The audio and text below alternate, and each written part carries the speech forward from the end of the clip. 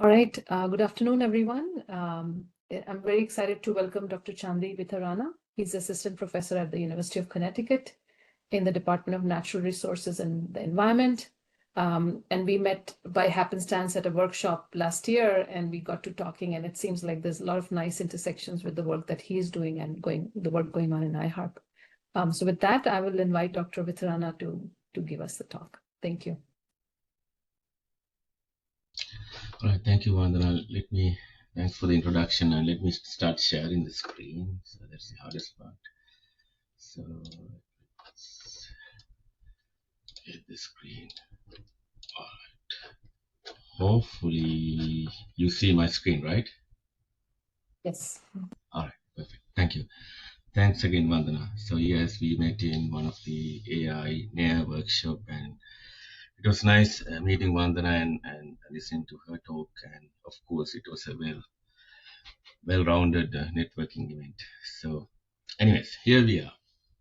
Now, so my name is Chandi Witharana. So I'm from University of Connecticut. And so I would like to bring up three people from my lab and who are actually focused on this permafrost research in my lab. Amal, postdoc, who's a computer scientist, and Elias and Michael, both are PhD students, and they are doing amazing work. By training, I'm a remote sensor and a geologist. So I have my own interest in Arctic terrain, being a geologist and being a remote sensor. So today's talk, I'm going to cover habitat. That's something we tinkered for the tool we developed and being applied in operational scale in the Arctic to map the built infrastructure and different terrain features using high spatial resolution Maxar commercial satellite images.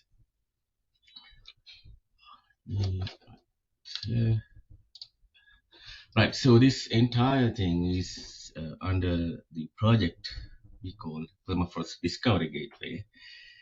The main idea of that, the parent or the mother project, is to enable data creation and discovery to support science and applied applications.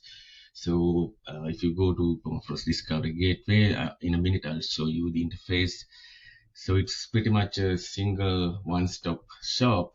You can run algorithms, you can create data, and you can visualize enormous amount of data and do all sort of synthesis and analysis, not only for research and driving sciences, but also helping communities in the Arctic.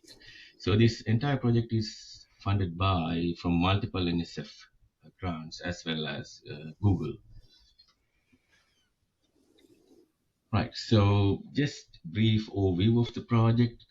So multiple PIs, myself, and led by Anna Leodal from Woodwell Climate Research Center, and NCSA, Kenton McHenry, and Fairbanks, Helene, Guido Gross, Alfred Wegener Institute, Wen Lee from Arizona, and Matt Jones, Arctic Data Center, and indeed Mike Brubaker from Alaskan Native Tribal Health Consortium. That's the main link to the user community, the non-scientific users.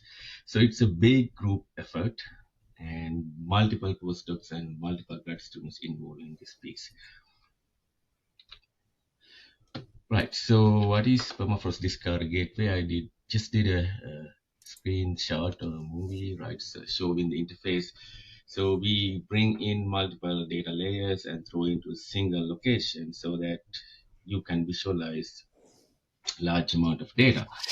So, and also you can do all sort of overlays, analysis, and data downloads in a very efficient and compressed manner. So, for example, I'll show you in coming slide the massive Arctic ice-wedge polygon dataset we created, and we are hosting that dataset through Permafrost Discovery Gateway so that users do not have to worry about getting the data and just crashing their machines, visualizing billions of ice-wedge polygons, they can just see data in the PDG or the permafrost discovery gateway. Right. So now they're playing this one, and so my idea is to stage the fact that why we need this kind of discovery gateway and how we create the data to ingest into this gateway, and what kind of pipelines we develop, and how everything come together to visualization and synthesis efforts. Right. So let me go to the next one. I'll come back to the previous slide at the very end. So, right, just to with the idea of permafrost, right, and in the audience you might be very conversant with permafrost, but anyways, I'm throwing this very basic slides explaining what is permafrost, right? Any earth materials that remains below 0 degrees Celsius at least for 2 consecutive years. The spatial extent of permafrost in the Arctic permafrost, here you see on the left-hand side map, there are mainly 4 regions: continuous, the deep blue, the discontinuous, light blue, and the sporadic and isolated area. So you see that the Russia, right, has the largest continuous permafrost extent, and Alaska and Canada likewise. Right, if I make a cross section from Brooks Range to the Upyavik, right, and this is how the subsurface varies. We start with the discontinuous permafrost, this region, right, and I'm moving this way through the subsurface. Now I hit the continuous permafrost region where the earth materials remain below 0 Celsius more than 2 years, and immediately we transition from boreal to tundra landscape. Right. So what is tundra? What is a tundra extent? Right. Treeless area. This is the tree line. Anything below that, we have the tundra biome. So area-wise, it's more than 5 million square kilometers, and there are different tundra types, and it could be barren tundra, sedge tundra, like tussock, and all sort of variation. Different colors in this map shows different tundra types. So the bottom line is that entire tundra biome, it lies on the continuous permafrost terrain. Right. So, and if I zoom in, small section of tundra, let's say this is from the tussock area, from North Slope of Alaska. The unique feature is that the tundra domain is polygonized. Okay, that's very atypical landform and most widespread and most critical landform type in this area. So in the background image, you see that there are some kind of repeated pattern going on, right? And these polygons are known as, they come with different sizes and shapes. It could be a couple of meters in diameter to 30 meters, 60 meters, depending on where you are in the domain. And so it's surrounded by a small depression. I'll show you cross section in a minute. Right? So, and the main important thing is that 2/3 of tundra domain is polygonized. Okay, but we have some understanding where the polygons are, right? But we don't know exactly their size variations and the types, right? And their conditions. Anyways, so that's the tundra landscape and the polygonized landform.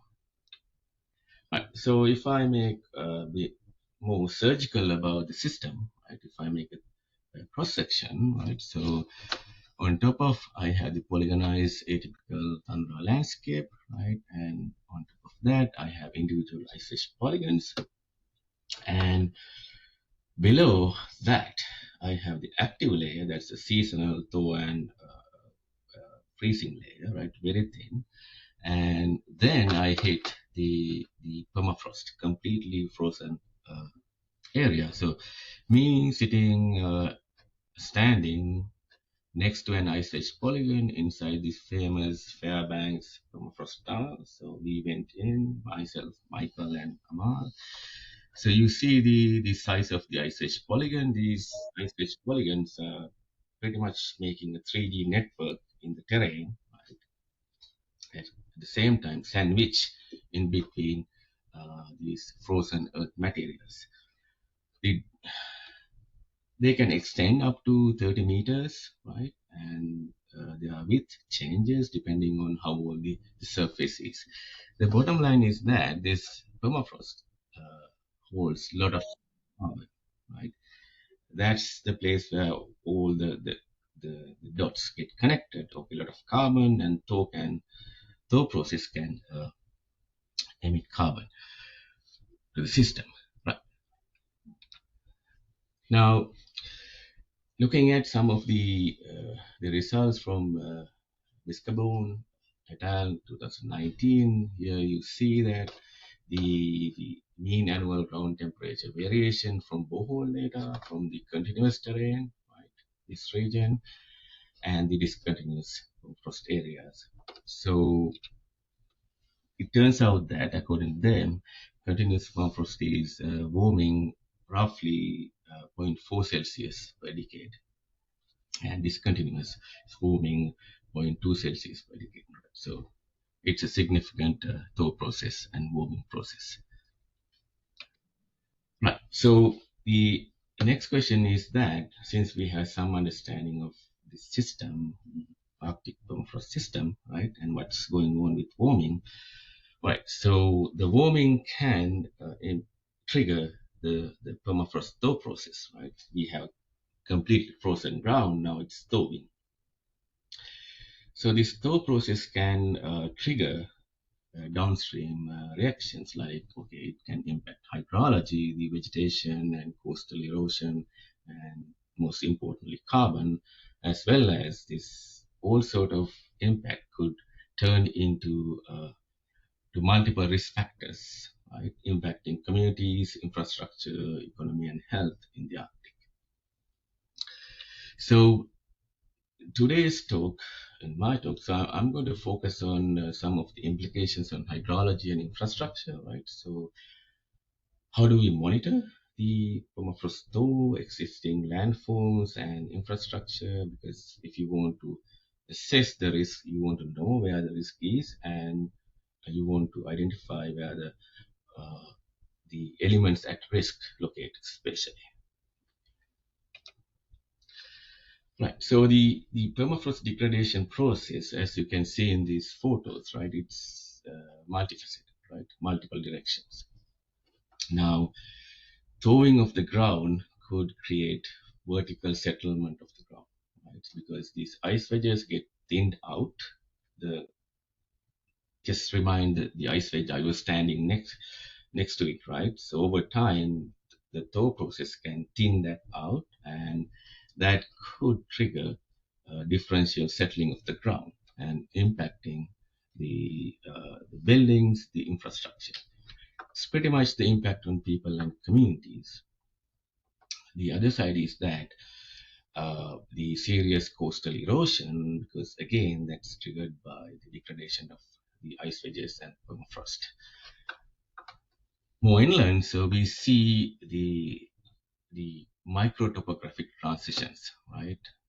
As you can see here, the cracks are forming, that's thermokarst erosion, and again changing the hydrology and all the movements of geochemical fluxes.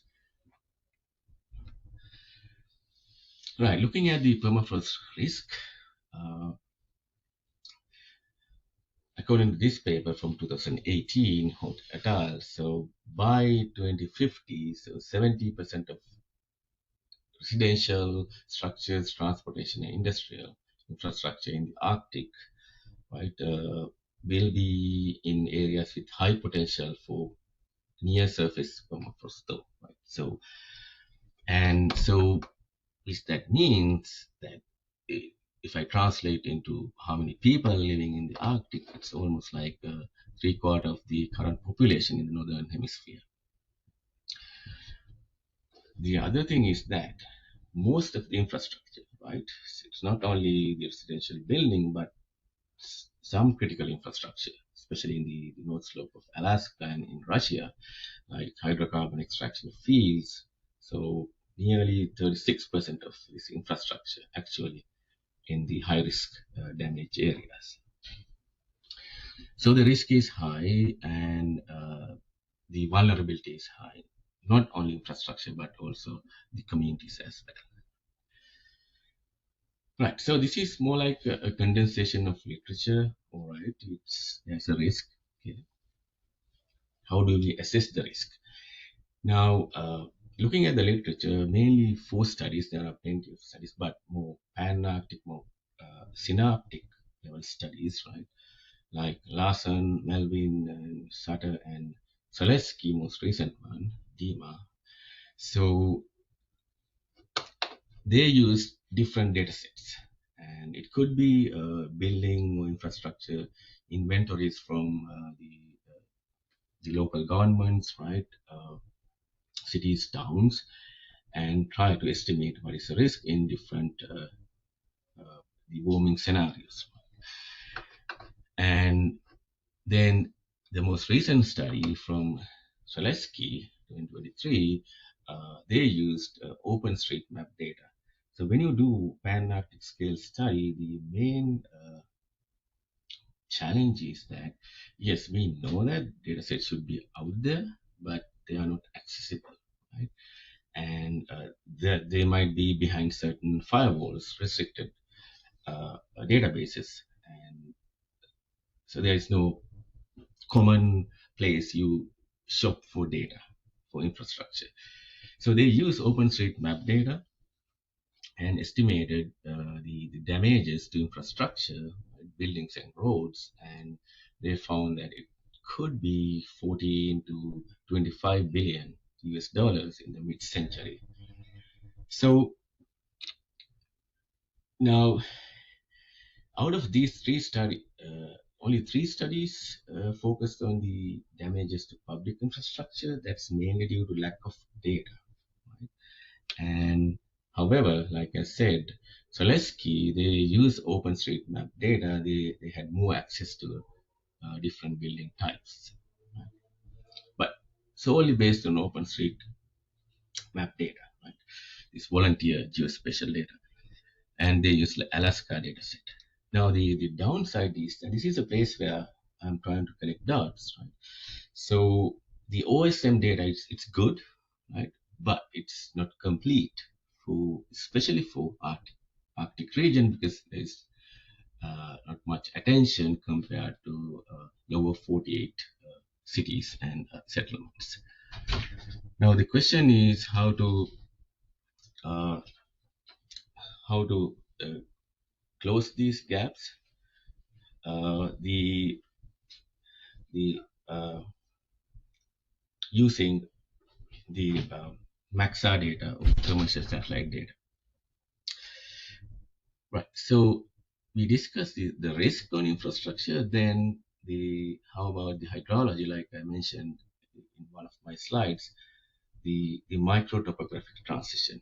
Can we monitor microtopographic transition using satellite imagery? So this is a classic example from LiDAR. Anna Liadal from 16. That's this transition from low-centered system, right? That's a natural system, over thaw and thinning of the ice wedges. It turned into high-centered ice-wedge polygons. So it's pretty much flipping the system low to high. What is the implication? It changes the superficial hydrology, and it increases hydrological connectivity and degrade the system and change the patterns of the geochemical and other energy fluxes. Now here you see that in the middle image, the formation of thermokarst lakes, ponds, and draining of the landscape when the degradation is severe. Right. So these are micro topographic transitions. So all in all, right? Even though I showed you two examples, the permafrost risk on infrastructure and hydrology, but there are many other directions you can discuss. The bottom line is that the Arctic is changing rapidly through permafrost thaw, right? And this logistically challenging environment and data is scarce. And we need better monitoring tools to have the whole picture of the Arctic, what's going on at the same time. We have to dig down to meter scale because some of the changes are happening in sub-meter scale. Right, that's a place where you bring in new data and tools. Okay, so here I want to just present, okay, so we are dealing with some of the features, right? That those features need spatial resolution to identify or separate, resolute individually. At the same time, we need the global picture as well, right? So the mapping operation should happen very local to very regional to pan-Arctic. So yes, we have moderate resolution satellite, Landsat, Sentinel. They have really good coverage, nothing wrong with that. But the only downside is the resolution. Okay, with Sentinel, we can get down to 10 meter, but some of the features I'll show in a minute. So we need sub-meter resolution data. We have aerial shots, but it's very sporadic, and that's a place where we want to bring in commercial satellite images so that we capture the entire spectrum from local, regional to pan-Arctic without compromising spatial details in our maps.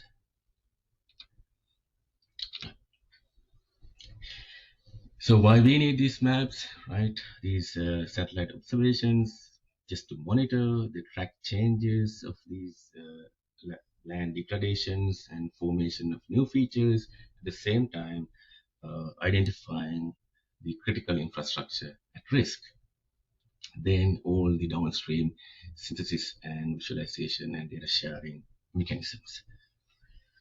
So this is Philippe et al. 2021. I like this paper. It's a really nice review, right? So just try to capture how remote sensing is used in the Arctic domain to map, identify, classify all sort of things in different thematic areas using satellites and other observations. Now, one of the things that stood out in this study, this review, is that a lot of papers are dealing with the surface land features. It could be landforms, infrastructure, surface water, or any other features. And this is a striking thing.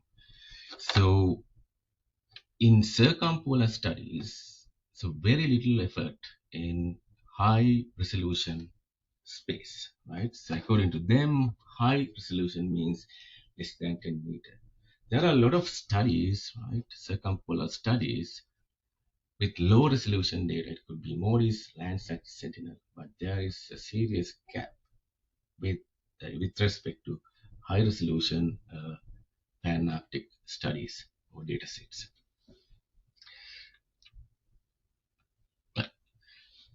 Now the question is, do we have the data? Right? I just showed you it's very little amount of studies. Why? It's a gap in the data, or data is there but nobody used. Okay.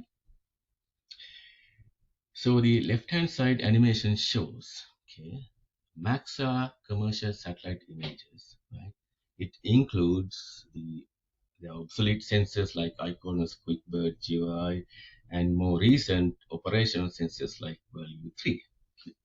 Left-hand side shows the coverage, right, above 65 north, and the right-hand side shows the number of scenes available. Okay. You see that until 2012, right, we had sporadic coverage. After that, we pretty much imaging the entire Arctic multiple times. Now, these numbers might be, now it's maybe larger than the ones I have. So more than some 10 millions, 8 millions image scenes, Maxar scenes. I'm pretty sure now it's close to 5 petabytes of data, right? And if you take value 3 images, commercial images, it has in theory 16 bands, right? Most of the multispectral near IR, this near IR, you can enhance to 0.5 meter resolution. Same with value 2, value 1 stereo pairs. That's how they created the Arctic DEM.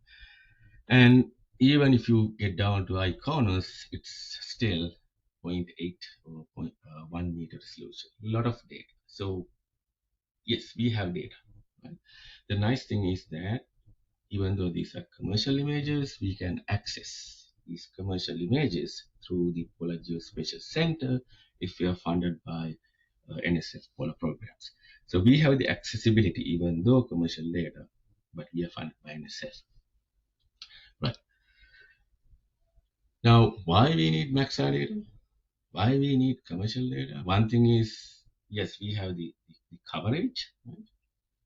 And the other thing is that it's multispectral, and the most critical thing is that spatial resolution. I showed you the bottom image in the previous slide, the micro-topographic transition from low-centered to high-centered. Using Maxar data, we can identify, individually resolve these low-centered polygons because they have a depression, in most cases water-filled, so near IR absorption, right? And the rim is vegetated, so you can identify individually. Same with high-centered polygons. So resolution-wise, it's perfect, and we have the coverage. Okay. All right, so we have data, right? We have a lot of requests, okay, for disturbances, landforms, and bucket list of features we want to map. But all right, then what we need, so we have to stay away from, we have to think of different advanced algorithms, right? Pipelines, put them in a sequence, and a lot of computing, because now we are thinking of millions of trillions of pixels we want to process and analyze. Once we have everything, what do you do with the data? Because we have huge amount of images, entire Arctic, and we create, let's say we create some kind of a map. It's going to be huge as well. That's the place where visualization comes into action. That's one critical place, permafrost discovery gateway, trying to involve that, making all the dataset available for multiple users. Right. So, anyways, that's the overall structure, right? So each of us PIs, we have specialized areas within the permafrost discovery gateway. So I'm in the feature detection work stream, right? So I create maps, right? My group create maps, we detect, and then those things get into the workflow optimizations, then the AI tools, eventually the discovery and analysis work streams. All right. So what kind of features we map, right? Ice-wedge polygons, that's one thing we are specialized in, right? And then we started mapping ice-wedge trough network, we call capillary network, and retrogressive those slumps, pretty much landslides, human-built infrastructure, and we are getting into vegetation as well using deep learning models. And so I'll be focusing on ice-wedge polygons more than the infrastructure, and I'll quickly show our recent work around capillary network mapping. So the idea is that then once we have the maps, and then we can do a lot of synthesis in downstream. So I'll show some synthesis we did with the infrastructure data. Right. So the habitat overall, very high level schematic would be, okay, we consume a lot of data from Polar Geospatial Center, and we have allocations on multiple HPCs, Frontera, Bridges, Delta, and Lone Star, as well as we have Google Cloud because we are supported by Google as well. Then we bring in the data, then we run our algorithms, the deep learning algorithms. It's pretty much we consume a standard process and do initial processing, then tiling, and do all sort of masking of water, cloud, and other features that we don't want to map, and feed into the multiple models. Then the models spit out the detections. Then we do all sort of vectorization processes, because eventually these should serve inside standalone GIS environments or cloud-based GIS environments. So a lot of pre-processing, deduplication, stitching, attribution, and connectivity analysis, and all sort of downstream analysis. Eventually, we serve them in vector format and feed to the visualization pipeline of the permafrost discovery gate. Right, so looking back to ice-wedge polygons, yes, this is the tundra domain, right? Different tundra types, which means they are different. Semantically, they are different. Landscape is different. So much of heterogeneity in the system.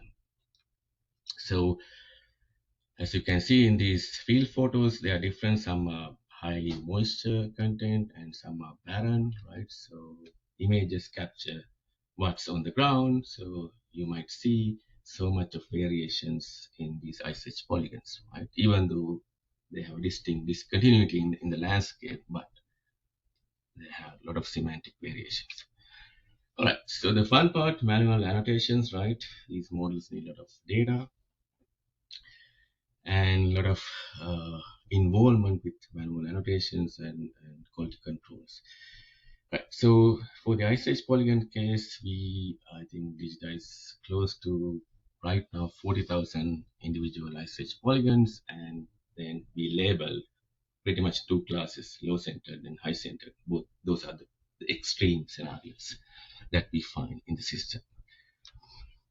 Right, for the infrastructure, same operation, right? So we follow a certain classification scheme, building, non-building, then non-building classified into multiple classes, roads, gravel pads, storage tank, gravel pads and other stuff. Then the buildings get classified into industrial, residential, and so forth.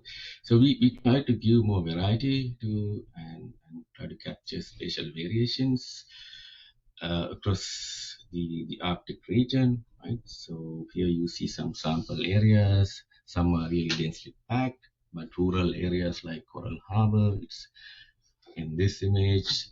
They are well separated, small buildings, but in Russia, in certain areas, the structures are different and the appearances are different. Right, so, okay, right, so I have 10 minutes. I want to give you guys time to ask questions. Right, so I'm trying to funnel down the entire thing. Yes, we need to map these things in finer details and resolve them spatially and label them into different classes. So ice-wedge polygons, infrastructure, and capillary network.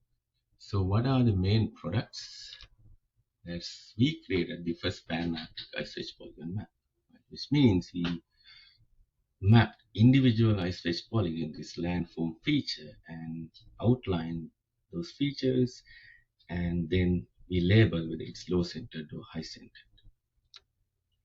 If I summarize the entire mapping operation, right, so that's the whole summary. And if I summarize by the hexagonal grid, and you see that that's the ice-wedge polygon count. In certain areas, you see a lot of heat going on, right? That's the large number of ice-wedge polygons. Okay. Collectively, we mapped nearly, 2 billion ice-wedge polygons. 2 billion individual features, like you see in this well zoomed in view. Right? So we have the outline as well as we have the label. So we burn a lot of computing hours, and we consume more than 30,000 Maxar satellite image scenes, close to half a petabyte of data to create this ice-wedge polygon map. And so everything is vectorized and served on permafrost discovery gate. All right. What's unique about this map? So it's not only just outlines of individual features. Each feature has a label, and each feature has its own attributes. Okay. The, the area, the diameter, the perimeter, and outline, the shape index. So you can do all sort of uh, spatial and shape analysis, as well as link to other geomorphic features, right? Especially knowing the width of this trough, you can build relationship to underlying ice-wedge volume. So using these attributes, you can do a lot of things, right? And link to multiple studies. So this is more like kind of a missing piece we face. Now it's closed. The number of ice-wedge polygons we mapped is not comprehensive. There are a lot to map, okay, and a lot out there that we missed. But the other thing is that all right. So what do you do with that? This kind of map. Okay, you have some 2 billion ice-wedge polygons. What do you do with it? So this is how we synthesize, and just to demonstrate the power of this data set, right? So Leodal, myself, and Elias, so we published last year in Nature Water that, okay, using ice-wedge polygon data, you can model the hydrology and come up with the capillary network for this. Particularly in this study, we focused on Bernard watershed from Banks Island, high Arctic Canada. What if the thaw process turn these zero order capillaries into hydrological pathways, right? And so you can do a lot of synthesis and modeling scenarios. Here we just wanted to give the impression that there is a big use of this data set. Right. And so in addition to the ice-wedge polygons, because we masked out water, when we consume Maxar-based, we map water as well. Right? So the bonus feature is that in addition to ice-wedge polygons, we mapped all sort of little ponds, big rivers, lakes we have seen in that particular image. So we ended up with the very high resolution surface water layer as well. Right, so then I'll jump onto infrastructure.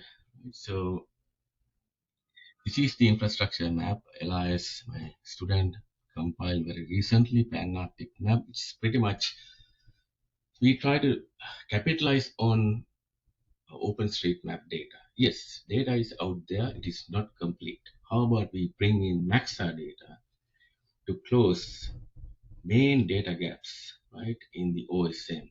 So in this map, it's pretty much a complete building map we created combining OSM and Maxar data for the Arctic region, and we mapped this million square meters of building footprints in the entire region. So we completed Pan-Alaskan map, and this Pan-Arctic map is not published yet, but I'm just showing how we combine multiple datasets and create a continuous coverage of infrastructure for the Arctic. Now, interesting things emerge, right? So this is from Russia, and zoomed in views. Whatever the red squares you see, those are the OpenStreetMap data, right? You can see for this settlement, you see how sparse, incomplete the OpenStreetMap layer is. But using our model, we detect the remainings and we combine both.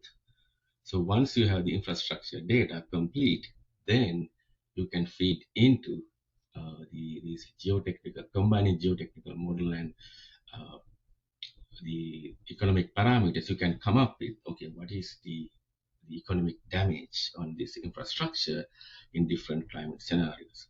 Similar pattern you can see, we are pretty much completing incomplete datasets available and making those datasets available publicly for multiple uses.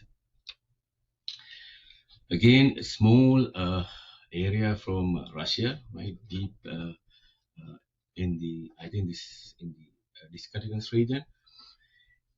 These settlements completely missed in OpenStreetMaps, right? So we, from our mapping efforts, we captured that, and you can see how well we captured individual buildings and roads. Same with another settlement in Russia from the continuous region. Again, OpenStreetMaps missed that, and we captured, and we were able to map them in very detailed fashion. Right. So now, how about we compare our dataset with existing datasets? Okay, there is no Maxar-based dataset available for the entire Arctic or even for Alaska. Now here I'm comparing our map for a very small settlement in Alaska. Right, there is another dataset available from an advanced group that's based on Sentinel. It's called Sentinel-based Arctic Coastal Human Impact Map, SASHI. It's 10 meter. Right? So if I zoom into a very small area, those are our detections, but SASHI missed because it's 10 meter. It cannot resolve individual buildings. Same with this Kivalina, Alaska, small settlement. That's our map, OpenStreet. When you combine both, it's more wholesome. SASHI, it's just a single detection because Sentinel cannot resolve these individual buildings. Right. So in a same context, our detections and OpenStreet is missing, but we have detected. And SASHI, Sentinel dataset, doing a lot of overestimations. The downside is that when you feed this into economic models, they get much higher uncertainties. Right, so this is how we synthesize our thing very recently. Elias, myself, and Anna, that's Nature Communications, came out 1 month ago. So we showed that how we can incorporate our new infrastructure map into damage estimations in different climate scenarios. And so we found that damages to infrastructure in Alaska, it's 37 to 51 billion. That's way higher than previously estimated by Selesky and others in 2023, because the main gap was they used OpenStreet, and OpenStreet was lacking a lot of infrastructure, and we filled in all the gaps. Now we have refined estimates for Alaska.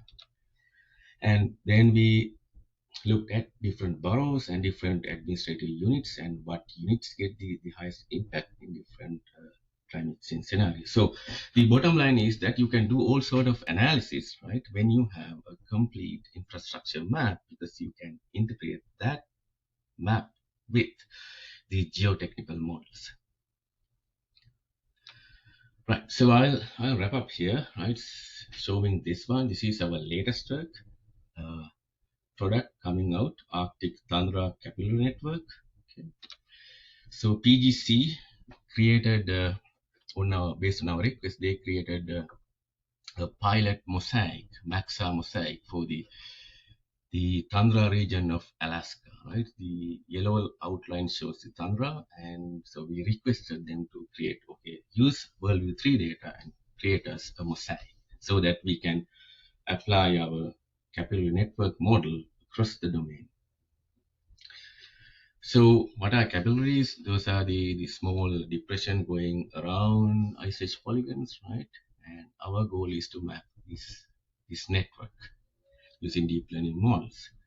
And why? Once you have the network, capillary mapped, you can do generate graph network, right? And do all sort of graph analysis. What is the connectivity in the system, right? And then those things have a lot of implications on hydrological models. Right, so I'm going to zoom in 1 square, which is 100 square kilometer by 100 square kilometer. Those are the detections, right? And I'm going to zoom into one cell. Right? It's almost 25 kilometer by 25 kilometer. Whatever the things you see blue, those are the capillaries we map. And if I be zoomed in, that's the network, right? So once you have that, you can feed into downstream graph analysis packages and extract what is the connectivity, connectedness, and number of nodes, and edge count, and all sort of things. But that's our latest product, and we map the entire tundra domain, and we have the capillary network for the entire Alaskan tundra, and we are going to do the same thing for the entire Arctic domain. But so for this is a very rough estimate, more than 5 million kilometers of capillaries we mapped in this region. Right, so I'll conclude here. Right, so we create huge data sets. Right? So if data sets make sense, then we need visualization platforms like permafrost discovery gateway, right? And make these things reusable, right? Reproducible, and shareable across multiple users. All right, thank you. And thank you so much, Chandi. I think there was a lot of good stuff in there and a lot of good products that you produced out of this project. That's very exciting. I'm going to invite questions at this time. If anybody has questions, you can feel free to just jump in or.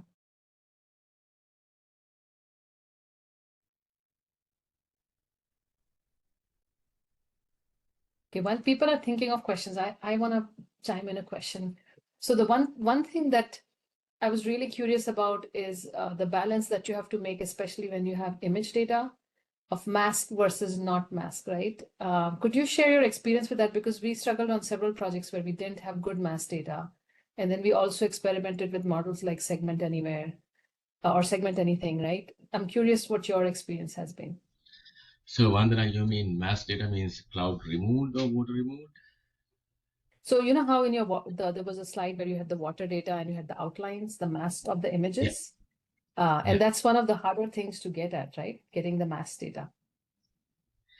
Yeah, so now let's say for the ice-wedge polygon, when we feed in these Maxar scenes, I think this is your question. So when we feed Maxar scenes, that we mask out large water bodies, okay, using existing geospatial data layers. And if you're asking about the training dataset creation, that's the most time-consuming piece. Yeah, the training, exactly the training. Annotation piece. Yes, right. So we need to consult domain experts whether we are giving the right label or not. Outline is pretty straightforward, right? Anyone with decent remote sensing knowledge can create the outline, but putting a label, that's challenging.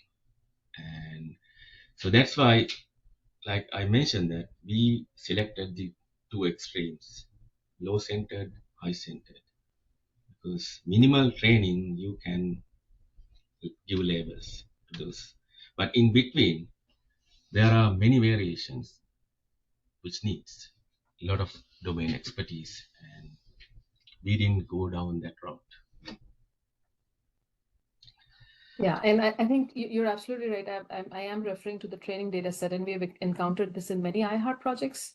In fact, one of our project was featured in the Six Spatial Cup Challenge, where we had several high schoolers help us annotate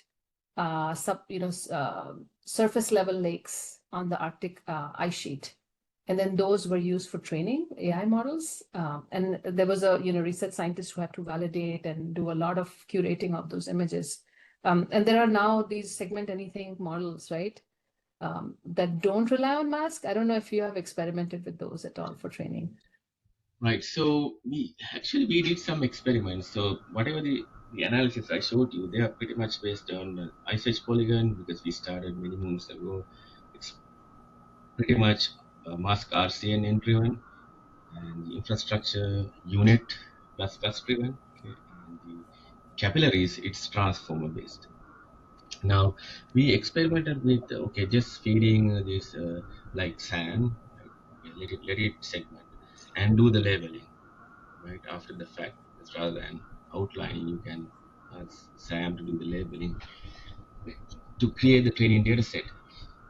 And we had some success. Okay, uh, rather than going through the entire outline, putting dots in ArcGIS Pro, QGIS, Mhm.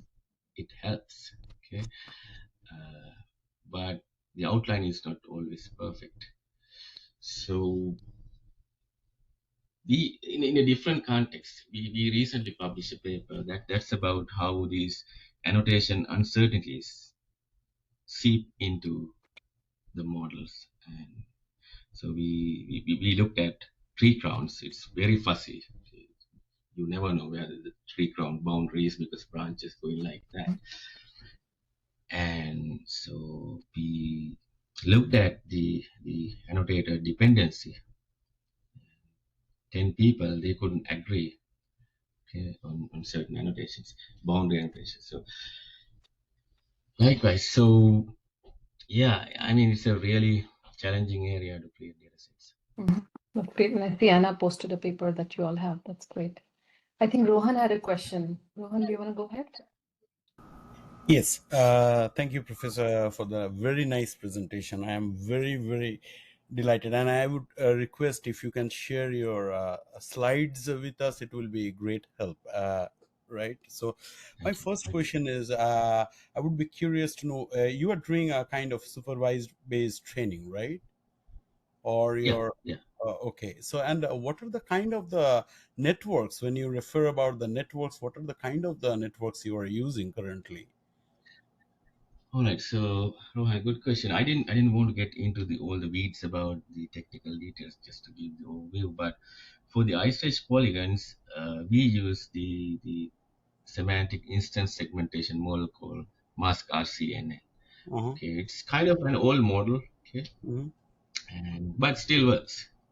Yep. And for the infrastructure, we used another CNN that's UNet++. Okay. Mm-hmm. And my grad student Elias, he loves UNet++. Mm-hmm. So because it works, Mm-hmm. right? Mm-hmm. And the capillary network mapping, Michael, he used segformer. That's a transformer based Yes, mapping. yes, I know that word. Yeah. Yes, from Caltech. Yeah. The thing is that, Professor, I mean, for this, when you say that you annotated the 30,000 images, actually, in one slide you show that you are doing the annotation of the 30,000 images and stuff like that. I mean, Mhm. are you basically using those 30,000 images to train your model, or you train some part of the data for training the model and then you again do the annotation with those dipnets weights actually? So these 30,000 individual samples, so it's just a normal protocol, right? So we split the data set, right? So some parts go to the training, right? Other parts testing and validation. Right. So now the in this the digitizing process, one thing we really focused on the variability in the landscape. Right, So sir. I showed you the because it's a huge domain, right? It's an entire tundra domain. So many uh, landform vegetational variations. So Right. we guided the training data selection pretty much by the tundra map. Right. Okay, so Right. right, and And as per my professor's question, I mean, you do not tried any unsupervised methodologies, because in post processing you have shown a lot of processes actually, but yeah, I mean, you do not try any unsupervised approaches, right?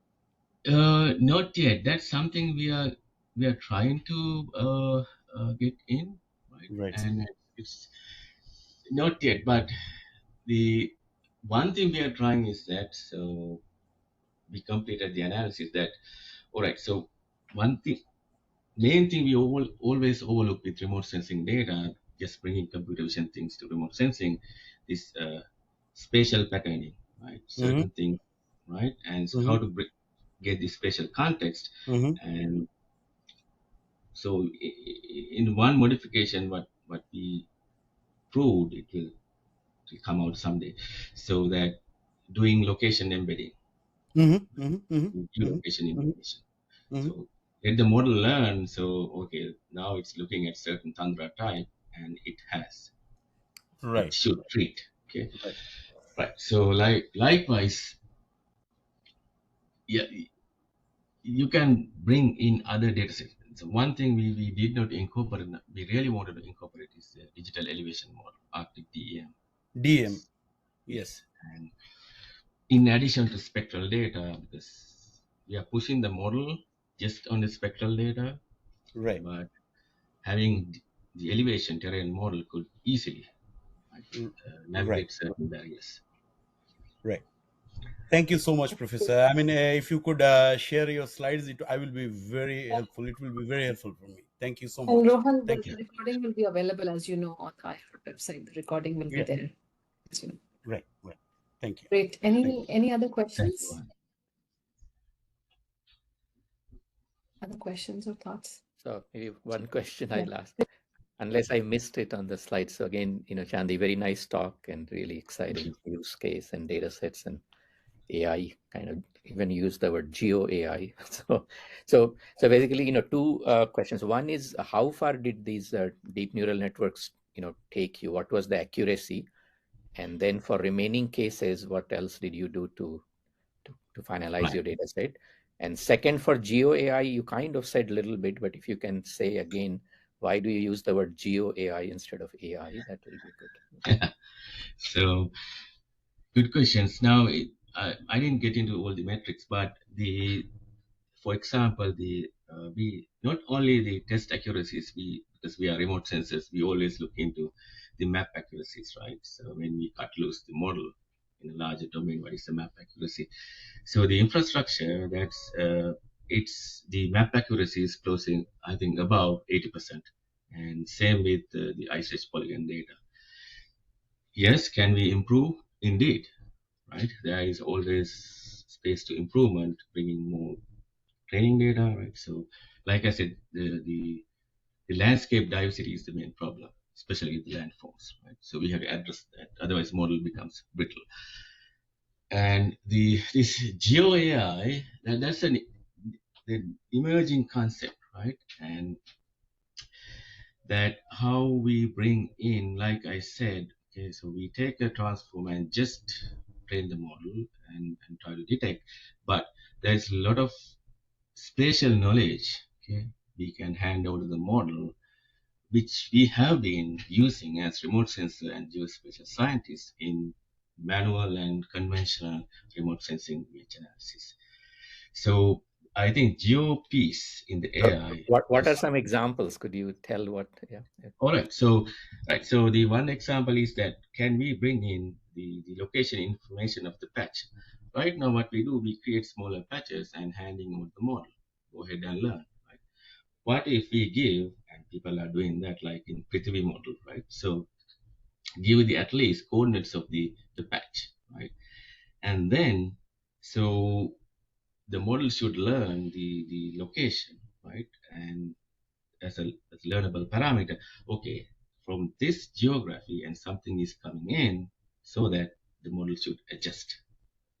For example, if something is coming from the sedge tundra, right, and so we train such a way that those patches are from sedge, then model is expecting certain spectral and spatial contextual characteristics, as opposed to something coming from tussock, where are the bushes, right? So that's one simple way. And same with the elevation, right? Certain landforms pretty much elevation driven.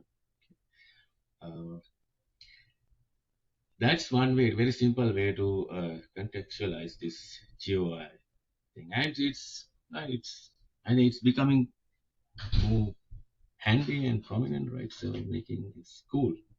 Right? Yeah, no, you're preaching to the choir, so really good to hear. Lots of folks here interested in spatial context. All right, I'm sure there must be more questions, but I'm also looking at the time. I think our students were very excited as well. So you might get some follow-ups as well, Chandi, I think. Yeah, indeed. Really Please feel wonderful. free to email me. Yeah. Wonderful. Thank you so much. Thanks, everyone. Thanks, Chandi. Thank you. Thank you so much for the opportunity. Thank you. Bye.